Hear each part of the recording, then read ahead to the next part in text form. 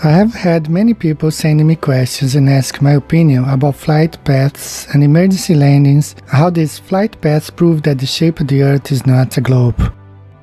I have since decided to make this video where I will present 5 emergency landings proving flat Earth, and I will show, by comparing the flight paths side by side on the globe model and on the flat Earth map, that the paths of these flights on the flat Earth map make more sense over a ball Earth model.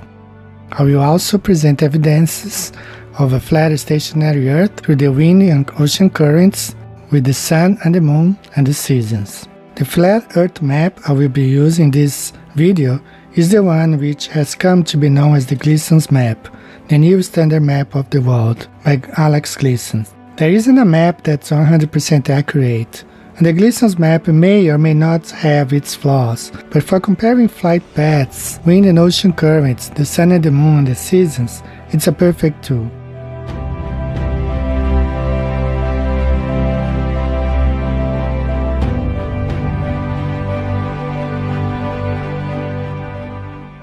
At the end of this video, you will find a link where you can download and print a free high-resolution flat Earth map. I hope you enjoyed this video, and where I will be comparing side by side globe and flat Earth, and I will demonstrate once and for all that our Earth is flat and stationary. There is no movement at all, and there has never been recorded in history any spin of the Earth.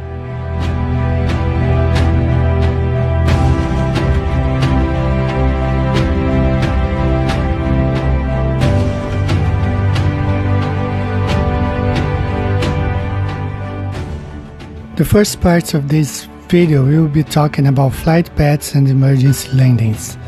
Flights number 1 and 2, I have already made videos about them. In this video we will talk about flights number 3, 4 and 5. I have never talked about these 3 flights before, although you can find them in my book. Hope you guys enjoy it. Let's go ahead and find out more information about our flat and stationary Earth.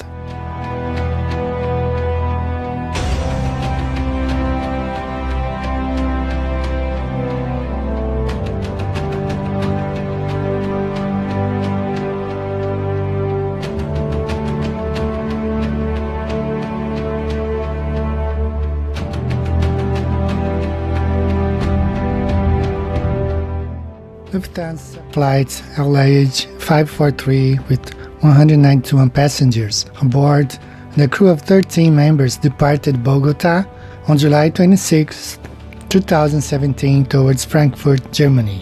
Among the 191 passengers, a pregnant woman, originally from Bulgaria, boarded the plane with no major problems.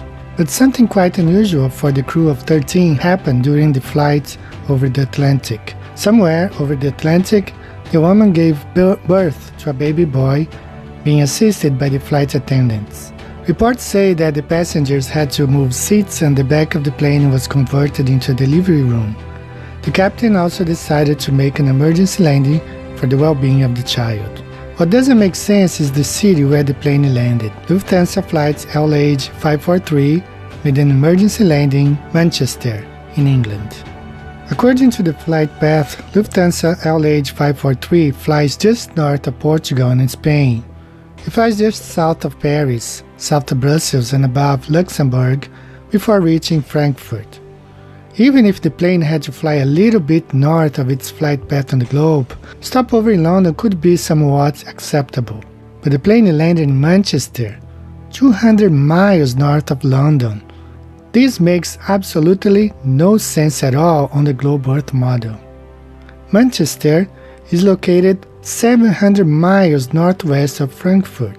The flight is coming from South America, just north of the equator. There is no explanation on a globe Earth why Lufthansa LH 543 was flying 700 miles northwest of its destination, 200 miles north of the city of London. When looking at the flight path on the flat Earth map, everything becomes clear. Everything makes sense. When comparing Lufthansa LH 543 flight path on the globe Earth model and on the flat Earth, you can see for yourself how everything makes more sense on the Gleason's Flat Earth map.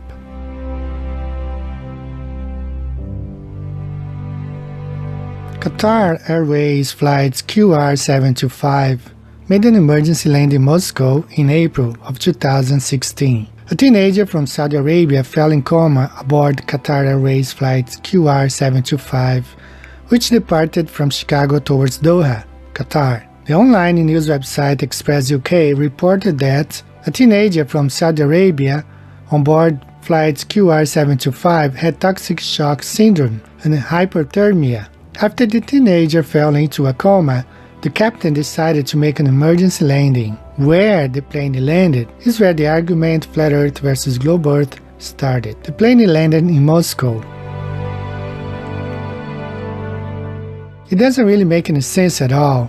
However, when plotted on the Flat Earth map, this flight makes perfect sense, as the Flat Earth map shows that Moscow is located directly between Chicago and Doha. Looking at the playback video from the site Flight Radar 24, we see QR725 flying from Chicago to Doha. We can track the flight path. The airplane was flying directly over Slovakia. There were many options for the pilots, stopping in Austria, Germany, or France and Italy, but instead, the pilot decides to stop in Moscow, which is located 1,600 kilometers, as we show here on the globe, and we calculate here on Google. This equals to 1,000 miles away from where the plane was flying. Now remember, this is an emergency landing. The boy had been to a coma. Why would the pilot fly another 1,000 miles or 1,600 kilometers to stop in Moscow? It makes no sense on the globe Earth. But when we look at the Flat Earth map, we understand why the pilot stopped in Moscow for this emergency landing, because he was flying directly above Moscow when you fly from Chicago to Doha.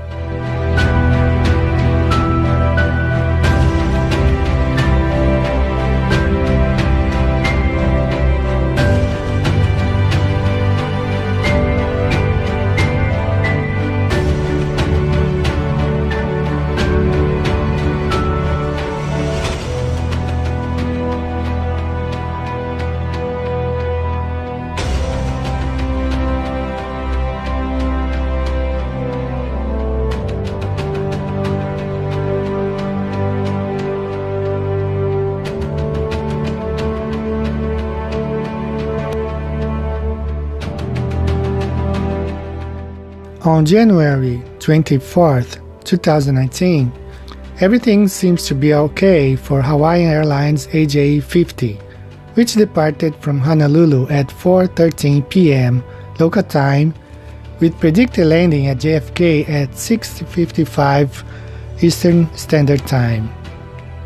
The duration of this flight is 9 hours and 35 minutes. The aircraft type is an Airbus A330. The aircraft was carrying 253 passengers and had 12 crew members on board. Veteran crew member Emil Griffith doesn't feel well during the flight. Griffith had been working for Hawaiian Airlines for over 30 years, and he's loved and respected by his colleagues. After being flying for almost 3 hours, Griffith doesn't feel better, and the captain decides to make an emergency landing at San Francisco International Airport at around 11 p.m. local time. Although crew members and medical personnel worked hard to save Griffith's life, he dies of a heart attack.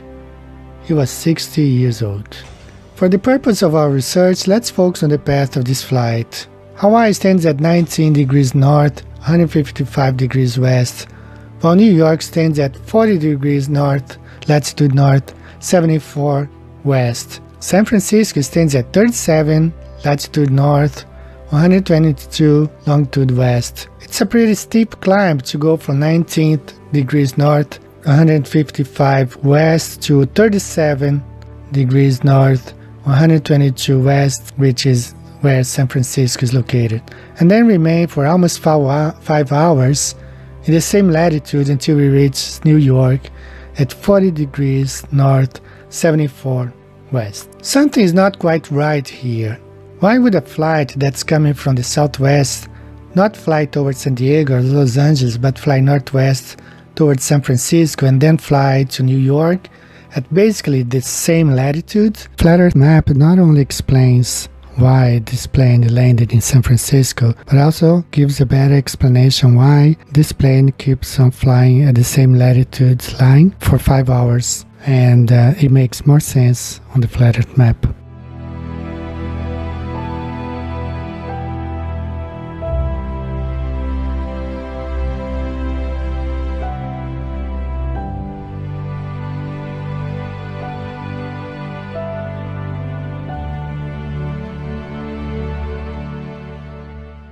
We have just seen the strange emergency landing of a flight coming from Hawaii and landing in San Francisco. We can interpret this as being an isolated case due to a death in mid-air, and considering it was one of the crew members, they may have been advised to head to San Francisco by Hawaiian Airlines.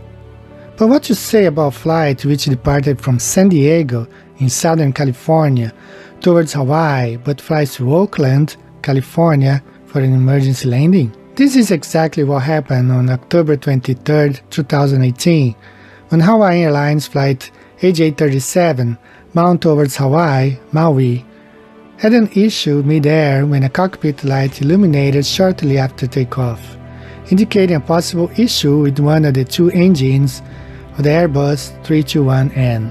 According to MercuryNews.com, the plane departed San Diego at 8:25 a.m. and landed in Oakland, California at 10:51 a.m. Still according to the website MercuryNews.com, the airport only received initial reports that the plane would have to divert at 9:30 a.m.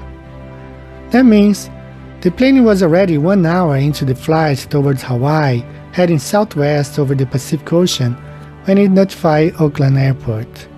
The airplane landed in Oakland 1 hour and 21 minutes after notifying Oakland Airport. How could a plane that was 1 hour into a 5 hours and 50 minutes long flight towards the opposite direction of Oakland, California, be able to go back towards the northwest and land the plane in just 1 hour and 21 minutes after notifying Oakland Airport? A direct flight from San Diego to Oakland takes 1 hour and 30 minutes if the flight departs San Diego and fly directly to Oakland. How can a flight that was already 1 hour long towards the opposite direction land in Oakland in just 1 hour and 21 minutes after notifying the airport? This emergency landing does not really make any sense at all when you look at the globe model. Clearly, San Diego would have been the best option for an emergency landing if the plane was already 1 hour away over the Pacific Ocean towards Hawaii. But what if Hawaiian Airlines flight AJ37 wasn't flying in that direction?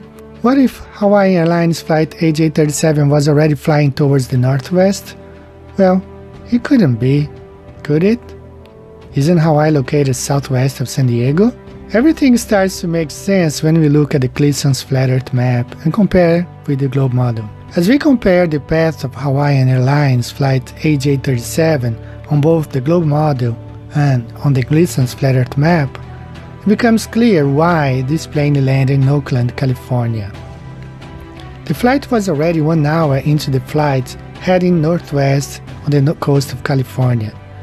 The pilot notified Oakland Airport, turned the plane to that direction, headed towards Oakland. As we have seen with Hawaiian Airlines flight AJ50, with an emergency landing in San Francisco, and with this flight, Hawaiian Airlines flight AJ37 landing in Oakland, which is just 31 miles apart from each other. These two flights were heading to and coming from the same path as demonstrated on the Gleason's Flat Earth map. The Earth is flat, and flight paths and emergency landings prove this fact.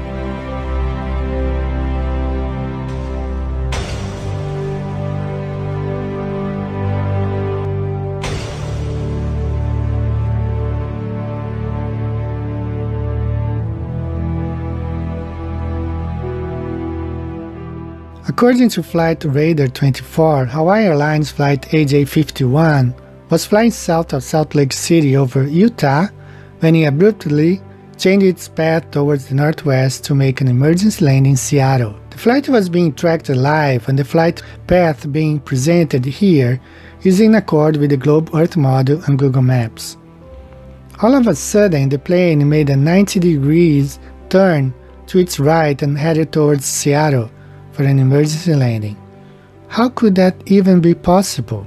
As with Hawaiian Airlines Flight AJ50 make an emergency landing in the northwest region of the United States, San Francisco, and Hawaiian Airlines Flight AJ37 also make an emergency landing in Oakland, California, 31 miles northeast of San Francisco, in the northwest region of the United States, I was not surprised in learning this plane made an emergency landing in Seattle. Most likely, this airplane wasn't even at the place where the tracking software was showing it to be. Not much can be found about this flight or why it went from south of Utah to Seattle for an emergency landing. Nevertheless, we still have to compare the path of this flight as shown in the screenshot with the Gleason's flat Earth map and see what conclusion we get. As compared here, the flight path of Hawaiian Airlines Flight AJ51 on the Gleason's flat Earth map is a straight line from New York JFK to Honolulu, Hawaii, having Seattle exactly along its path. We conclude that this emergency landing in Seattle makes more sense when we look at the flat Earth map and makes no sense at all when it's looked at on the Globe Earth model. The path of this flight on the screenshot showing the plane making an abrupt right turn and heading northwest towards Seattle leaves a trail of questions. Why didn't this plane land in Salt Lake City since it was flying south of Utah? How about Las Vegas? Why didn't this flight keep going until we reached Los Angeles or San Diego? What's wrong with Los Angeles that these flights coming from the southwest always land in the northwest region of the United States? Same thing happens when these flights go from New York towards Hawaii. Just a reminder to you that according to the screenshot, Hawaiian Airlines Flight AJ51 was flying at least 200 miles south of Salt Lake City. When we compare all these three flights, AJ50, AJ37, and AJ51, this is the conclusion we get. All three emergency landings covered in this video favor the Gleason's flat Earth map over the Globe Earth spinning ball model. All three emergency landings took place on the path of the flights as demonstrated on the Gleason's flat Earth map. All three emergency landings show to be evidence that all these flights fly over the northwest region of the United States, and these three emergency landings were no three consecutive coincidences. All three emergency landings demonstrated that what is being shown in flight tracking websites, seatback screen of airplanes, and flight tracking applications is a simulation of a global Earth, another reality of a flat, non-rotating Earth. All three emergency landings demonstrated that what we have known for quite some time, that official agencies hide the true shape of the Earth. Comparing all three flights on the Gleason's flat Earth map, we arrive at the conclusion that these three flights prove when flying straight and directly to or from Hawaii, to or from the northeast of the United States, they all fly above the northwest region of the United States and emergency landing in cities along the way like Seattle, Oakland, and San Francisco make more sense when we look at the flat Earth map. There are no coincidences here, the Earth is flat and stationary, and we've been all lied to.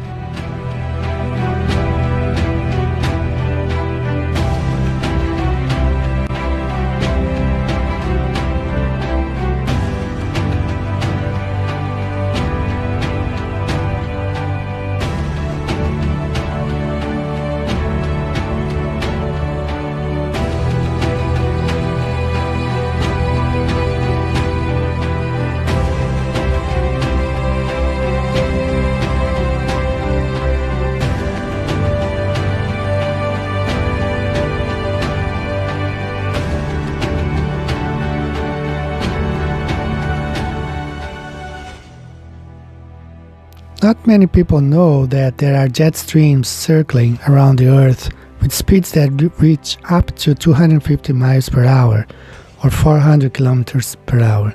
There are polar jet streams and subtropical jet streams. Pilots know about them and they fly on these jet streams. They add to the speed of the aircraft without causing any damage to the fuselage. In fact, these jet streams are very similar to those moving walkways found in airports, malls, and even some cities all around the Earth. Here we have a lady on a moving walkway. If someone steps on it and just stands on it, the person will move forward at the regular speed of any person walking.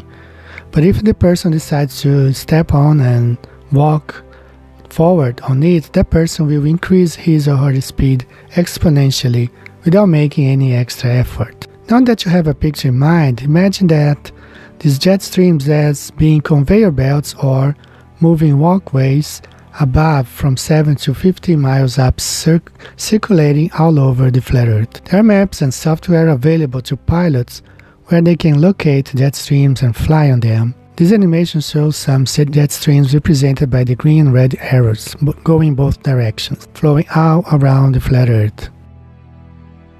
So with a 260 mile per hour westerly in the jet stream, you had a tailwind that was pushing the airplane at a ground speed, and this is a record, as I understand it, of 865 miles per hour. People in the plane wouldn't have known any different, but from New York to London, that particular KLM flight only took 4 hours and 56 minutes. With a speed of around 400 kilometers or 250 miles an hour, the aircraft thus attained a speed approaching 1,200 kilometers or 745 miles an hour, close to that of the sound barrier. There was no danger, however, concerning air friction on the fuselage, since the plane was flying with the wind, not against it. When you compare jet streams on the globe, it makes absolutely no sense.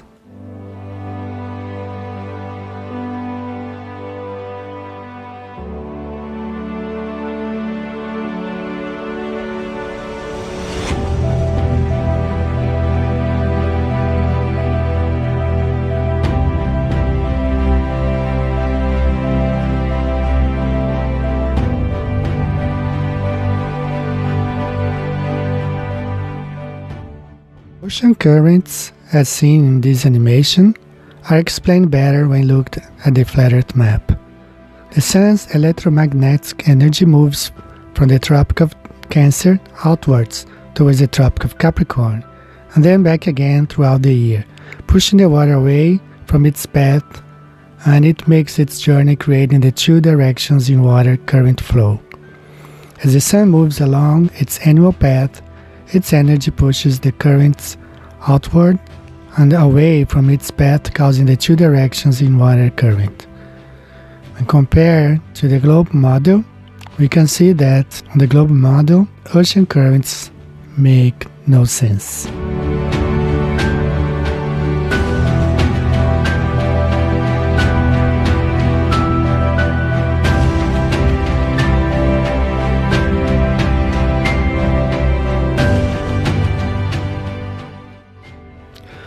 The Sun and the Moon are also better explained on the flat Earth map. The Sun and the Moon are much closer and much smaller than it's thought in the heliocentric model. The Sun circles the flat Earth in a clockwise direction, spending 3 months around the center pole, as known as the North Pole. It moves to the equator where it circles for 3 months and then moves and circles over the Tropic of Capricorn for another 3 months before it returns to the equator. Since the equator is the midpoint between the Tropic of Cancer and the Tropic of Capricorn, it circles 2 times a year, 6 months. That's the reason why we never experience winter time on the equator.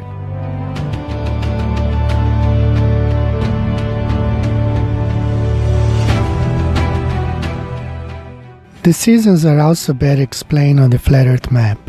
Midpoint between the Tropic of Cancer and the Tropic of Capricorn, the Sun circles around the area 2 times in a year, causing the temperatures to be higher in that region than around the center and around the edge close to the South Circle or Antarctic Circle.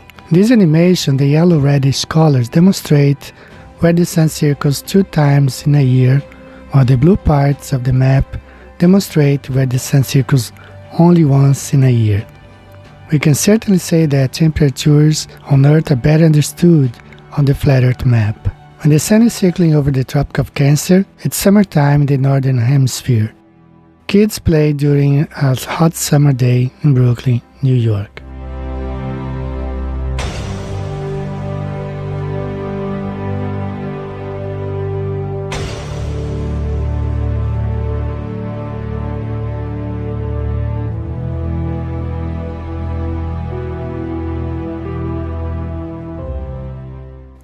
When the sun moves away and circles over the equator, spring comes to Brazil, Australia and South Africa. Fall comes to the northern region. Fall comes to Central Park.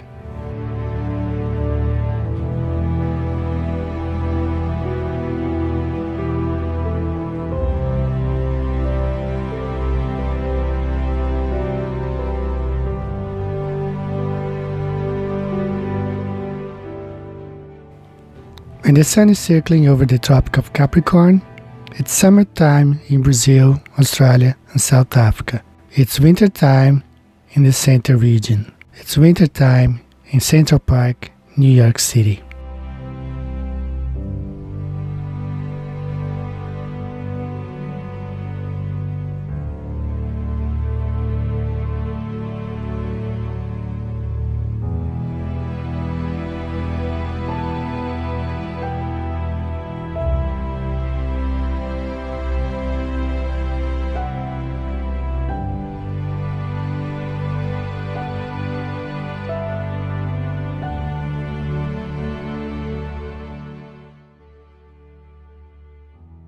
Time zones are also better explained on a flat Earth map. As seen here, the sun goes around the flat Earth in 24 hours. Each hour represents one time zone.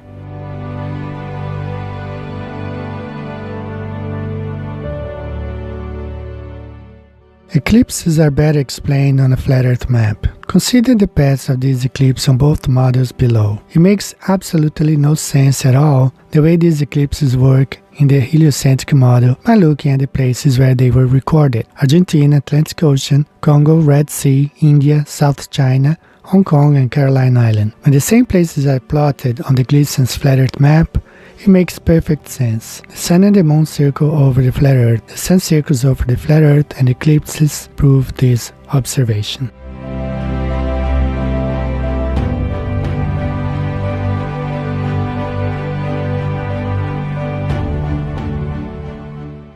The extensive laying out of cables on the sea bed for communication purposes not only is explained better on the flat Earth map, but also reinforced the notion that satellites are a hoax. If there were the amount of satellites it's said to exist orbiting the supposed globe Earth, it wouldn't be necessary to lay out cables which are as thin as 5 inches to as thick as 15 inches or 30 centimeters.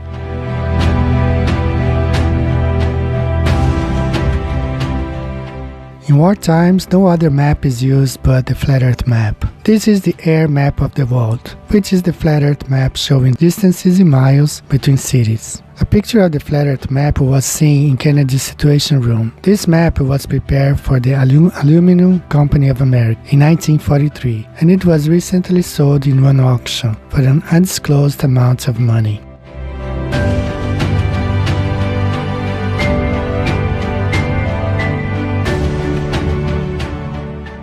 Radars wouldn't work if Earth were a globe. Radar is a detection system that uses radio waves to determine the range, angle, or velocity of objects. These radio waves can't curve.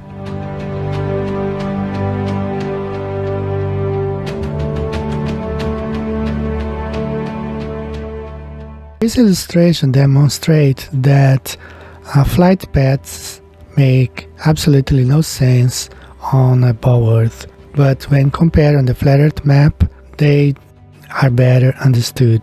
Government agencies and private agents alike avoid using the flat Earth map in fear that it would make too much sense. As seen in this image, flight routes are perfectly explained on a flat Earth map. Flight paths and emergency landings are among the clearest evidence that the Earth is not a globe.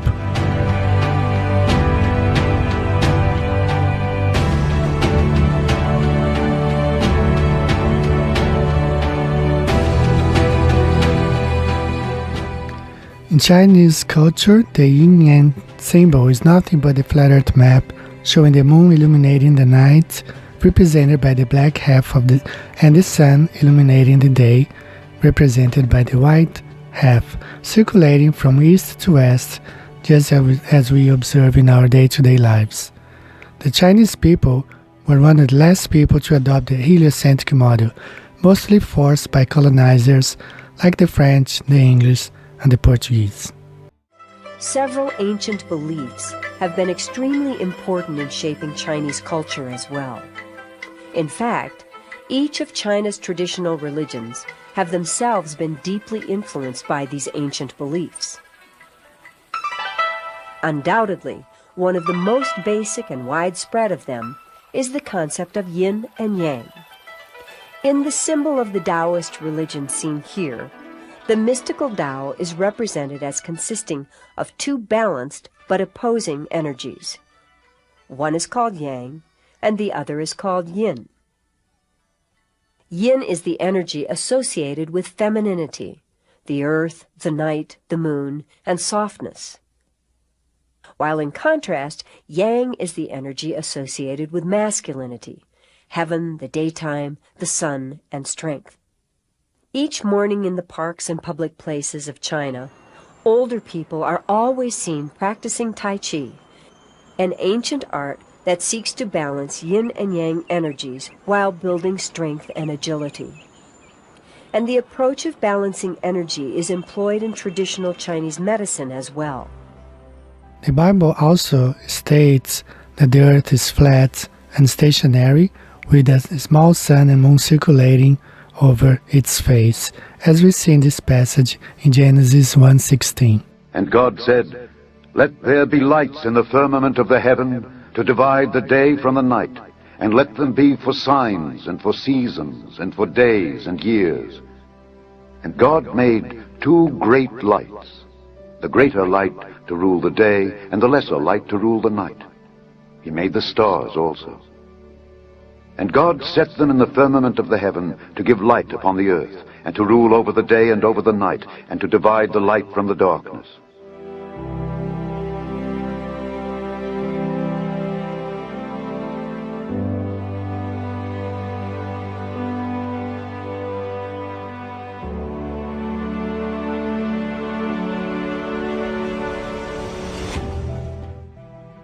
I want to thank you everyone for watching this video. May the Lord keep you safe and bless your families in this difficult time that we're living now. Take care. See you next time. God bless you. Bye-bye.